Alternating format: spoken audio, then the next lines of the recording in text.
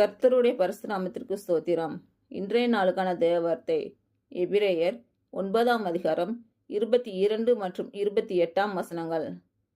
நியாய பிரமாணத்தின்படி கொஞ்சங்குறைய எல்லாம் இரத்தத்தினாலே சுத்திகரிக்கப்படும். இரத்தஞ்சிந்துதல் இல்லாமல் மன்னிப்பு உண்டாகாது.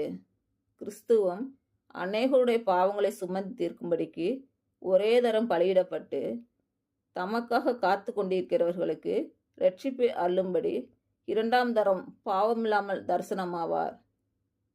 இன்று பிறந்த நாள் மற்றும் திருமண நாள் காணும் அனைவருக்கும் இயேசு கிறிஸ்துவின் நாமத்தினாலே வாழ்த்துக்கள். கர்த்தர் உங்கள் பலவீனங்களை மாற்றி உங்களுக்கு பலத்தை கட்டளையிடுவாராக.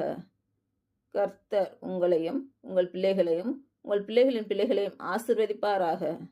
கர்த்தர் உங்களோடு இருந்து உங்கள் பணிகளையும் பயணங்களையும் ஆசீர்வதிப்பாராக. ஆமேன்.